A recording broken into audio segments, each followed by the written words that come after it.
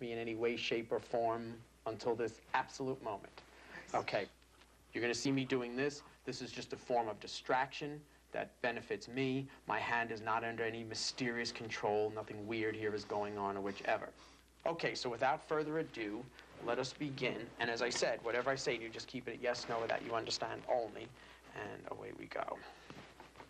First of all, a male presence has come into the room. And another one, and a female also. Another male who seems to stay in the background, so no doubt he probably could be somebody of a later generation. They all talk about being family, so I'm sure they are. Now, they put family in your direction, so I assume you're family somehow, yes? Yes. Okay. So somebody's coming in and saying like they were Bernie or Bernard. Also, Margaret is here? Passed on? Yes. Because she must have just walked into the room. Also named Helen? Passed on? Because she just walked in the room also. In this group of people that have so far come through, there's talk about the younger male that passed on. Does that make sense to you? Yes. Okay, because whoever he is claiming he was the first one in the room. So naturally, he wants to go first. Also, Bob, Robert, passed on? Yes. Who says he's family, yes? Yes. Yes. He states you're his folks. That's true? Yes. Yes. So it must be your son. Yes. He's an uncle? Yes. Yeah, because he's congratulating himself. So apparently one of his siblings, there's a birth of a child coming up, and he's an uncle, he states. Also, your son speaks of you moving. Were you thinking of moving? No. I'm going to leave it with you anyway, because he speaks of you moving and just wants to let you know it's all right.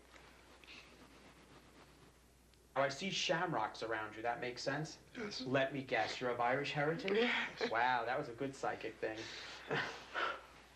But St. Patrick, in your case, has something more specific.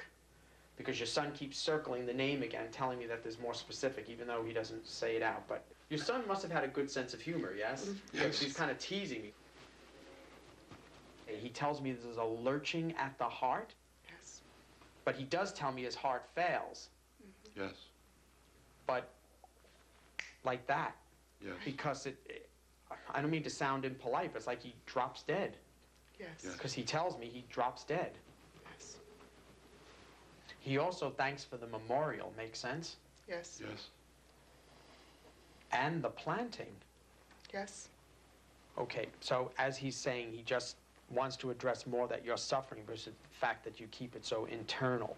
Because unfortunately, you've lost your son, but you've also lost your best friend. Excuse my way of putting it, but I can't express it better. It's just every time you think about his passing, you're just so pissed off. But he embraces both of you with love, and he especially asks you, his dad, to try to put yourself more at peace. You've got to let go a lot of the anger and frustration. I see St. Jude appear behind you as a symbol of hopelessness. You just feel so desolate and hopeless, and you've got to try to... You're never going to be yourself again, but don't let your grief be your downfall. That's what I think he's driving at. He signs off, the others do too. They send their love until we meet again, and there they go. Okay, and away they went, signed off.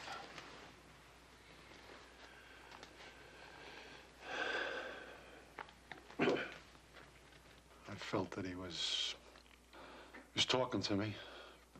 I mean, it was just too many things that were being said that he sort of like directed directly at me that made me feel his presence, you know. It was overwhelming, I'll say that. It was very overwhelming.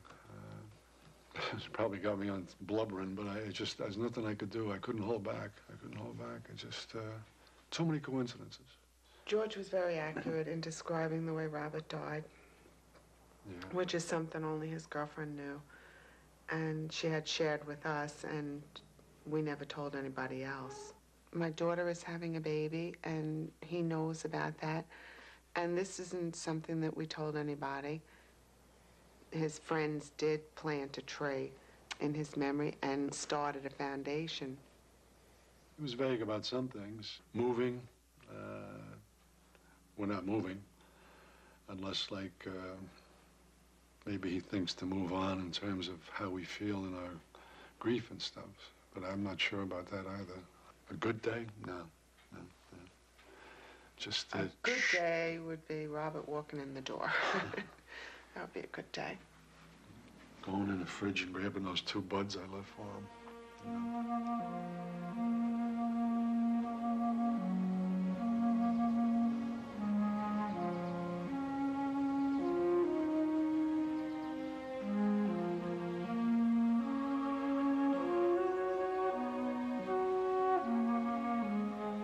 The human being is both particle-like, individual-like, here and now, and wave-like, extended throughout space and time.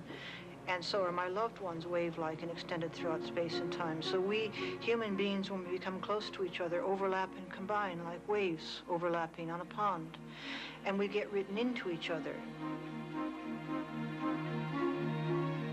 My beloved grandmother is woven into my being. And I laugh as she laughed, I cry as she cried, she is part of me. Which means that we guarantee each other a kind of immortality.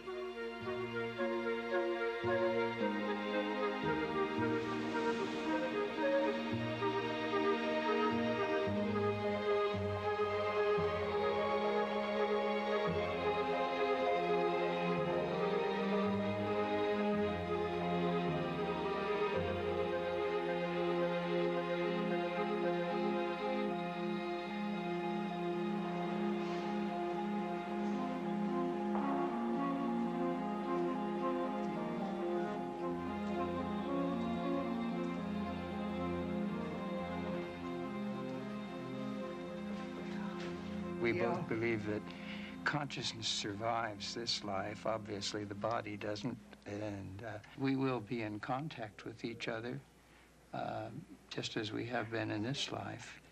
And we look forward to that. It's very hopeful. My personal opinion is I don't think there's any such thing as life after death. That's my personal belief. It is mysterious beyond the veil. Nobody knows. It may be really wonderful, and probably it is. Well, I think people can come back after they're deceased, but it's a hard thing to prove, but actually I believe it. I dream about my mother all the time, so I know she's around. I think I'll see her pretty soon when I die. We'll get together. It's stupid to be afraid of death. Death is a pleasure. Elizabeth Kubler-Ross was one of the pioneers of the American hospice movement. Her great contribution was the 5 stages of dying and the defenses that a person uses to deal with the fact of their inevitable and upcoming death. That is my favorite. She currently is living in Arizona. She has suffered a series of strokes, but she is still writing and still conducting her research. Her decades of clinical experience and her work with the dying have led her to the conclusion that death does not exist, that death is a transition between life and what she believes is the afterlife. This work has been extremely controversial, to say the least. I got lots of criticism. They said, now she's no longer scientific. I said, I'm more scientific than you are. I checked out every aspect of life after death. I've been at bedside of thousands of dying patients. I almost always knew who waits for them and that they are very close to death.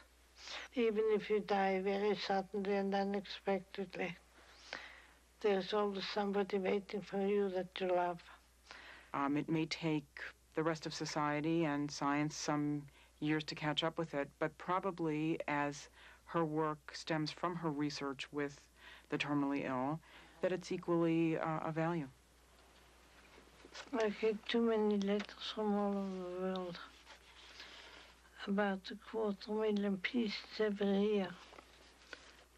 1 million questions, mainly about my favorite subject, death and life after death. A lot of people say that's baloney. And I tell them